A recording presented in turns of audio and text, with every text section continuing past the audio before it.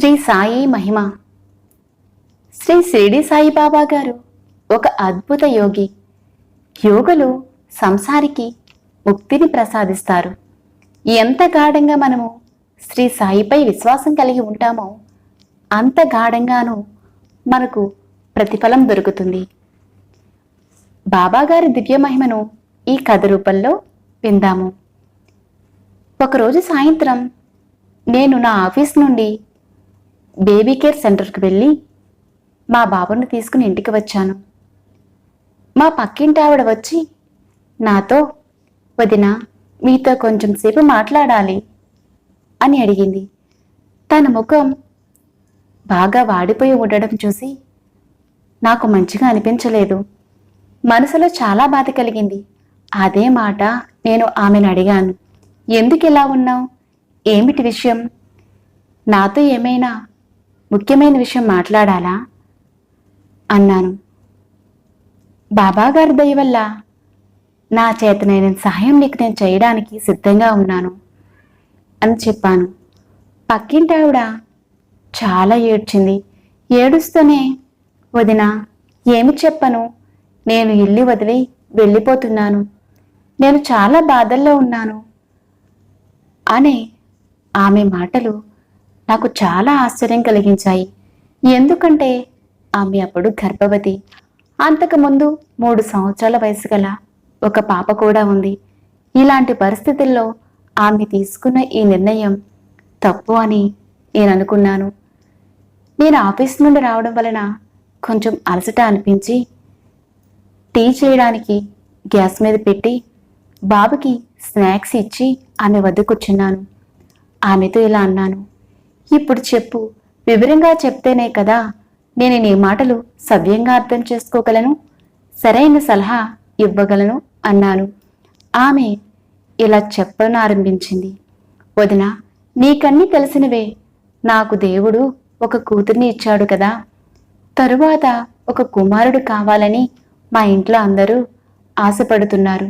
నాకు ఇప్పుడు 5వ నెల రావడం వలన డాక్టర్ గారు చెప్పినందుకు స్కాన్ చేయించాము. అందులో ఆడపిల్ల అని చెప్పారు. 2వసారి కూడా పాప అని మా అత్తింట్లో ఎవరికీ ఇష్టం లేదు. ప్రొద్దుటి నుంచి సాయంత్రం వరకు ఒకటే గొడవ. ఈరోజు కూడా పొద్దున్నే చాలా గొడవైంది. నాకు హార్ట్లో చిన్న రంధ్రం ఉండటం వలన నాకు ఎక్కువగా శారీరకంగా మానసికంగా చికాకులు పడడం లేదు, శక్తి లేదు. ఈ దెబ్బలాటల వల్ల చాలా విసుగు చెందాను. ఒక పక్కన ఈయన వ్యాపారం కూడా సరిగా నడవటం లేదు. ఇంకో పక్క నాకు పుట్టబోయేది పాప, బాబా అనే ప్రశ్న వల్ల గొడవలు నడుస్తూనే ఉన్నాయి. వారు కూడా ఏమీ సమాధానం చెప్పే పరిస్థితిలో లేకపోవడం వల్ల అన్నీ చూస్తూ ఊరుకుంటున్నారు. అందుచేత నేను మా అమ్మగారింటికి వెళ్ళిపోదాము అనుకున్నాను అన్నది. మన పక్కింటి ఆవిడ కూడా ఈ గొడవలన్నీ చూసి అదే సలహా మంచిదని చెప్పారు. కానీ మీతో కూడా మాట్లాడి మీ సలహా కూడా తీసుకుందామని ఆగాను. నన్నేం చేయమంటావు వదిన? నా తప్పేముంది ఇందులో? నాకు సహనశక్తి లేకుండా పోయింది. నన్నెందుకు అందరూ ఇంత బాధ పెడుతున్నారు అని చాలా బాధపడింది. అంతా విని కొద్ది నిమిషాలు మౌనంగా ఉన్నాను. లేచి టీ కప్పులో తీసుకొచ్చి ఒక కప్పు ఆమెకు, మరో కప్పు నేను తీసుకుని కూర్చున్నాను. ఆమెతో ఇలా మాట్లాడాను. చూడమ్మా, ఇంటిని తీర్చిదిద్దాలన్నా పాడు చేయాలన్నా స్త్రీ యొక్క పాత్ర అతి ముఖ్యమైనది. తొందరలో ఏదైనా పొరపాటు చేశావా, నిర్ణయం తీసుకున్నావంటే జీవితాంతం బాధపడాల్సి వస్తుంది. అంతేకాదు, నీ పాప భవిష్యత్తు కూడా దెబ్బతింటుంది. నా మాట వింటానంటే నీకొక విషయం చెబుతాను అన్నాను. ఆమె వెంటనే, ఆ వదిన, మీరేమి చెబితే అదే చేస్తాను, మీ సలహా ప్రకారమే నేను నడుచుకుంటాను అన్నది. ఈరోజు ఏం వారం అని అడిగాను. బుధవారం అని సమాధానమిచ్చింది. చాలా మంచిది, రేపే గురువారం కదా. నేను నీకొక దివ్య పూజ చెబుతాను బాబాగారిది. ఈ పూజను మనసులోనే పూర్తిగా విశ్వాసం పెట్టుకుని శ్రద్ధగా పూర్తి చెయ్యి. బాబా దయ వల్ల నీ కష్టాలన్నీ దూరమవుతాయి. గురువారం నాడు ఉదయాన్నే స్వచ్ఛమైన బట్టలు కట్టుకుని ఒక చిన్న తెల్లని అరిచేయంత రుమాలు పసుపు నీళ్ళల్లో ముంచి ఆరబెట్టి మీ ఇంటిలోనే పూజాస్థానంలో శ్రీ సాయిబాబా గారి ధ్యానం చేస్తూ మనసులో కోరికను చెబుతూ ₹1 కానీ ₹2 కానీ ఆ పసుపు వస్త్రంలో పెట్టి ముడుపుగా కట్టు. తరువాత ఆ ముడుపును బాబాగారి శ్రీచరణంలో ఉంచు. నీ మనసులో కోరికను తప్పకుండా నెరవేరుతుంది. కోరిక నెరవేరిన తరువాత ఆ ముడుపుని తీసుకుని షిరిడీ శ్రీ సాయి దర్శనార్థం వెళ్ళగలరు అన్నాను. బాబాగారు దర్శనం చేసుకుని దానిని ఆ ముడుపును దానాపెట్టెలో వేసి రండి అని చెప్పాను. ఆమె ఈ పూజా విధిని తెలుసుకుని ఎంతో సంతోషంతో మనోబలంతో సంతోషంగా నివాసానికి వెళ్లే ముందు మనసులోనే సంకల్పించుకుని నా కోరిక తీర్చే కల్పతరువు శ్రీ సాయినాథ్ మహారాజ్ దర్శనార్థం కొరకు షిరిడీ తప్పక వెళ్తాను అని నాకు సమాధానమిచ్చి వెళ్ళినది.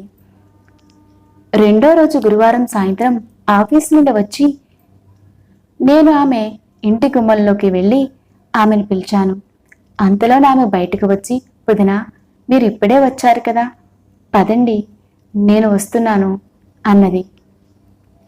కొద్దిసేపటి తర్వాత ఆమె మా ఇంటికి వచ్చినది. వదినా, అద్భుతమైన చమత్కారం జరిగింది.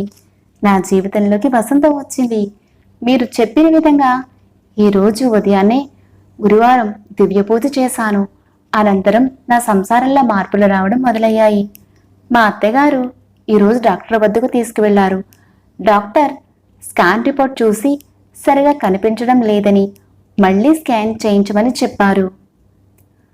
ఈసారి రిపోర్ట్లో క్లియర్గా మగపిల్లవాడని తెలిసింది.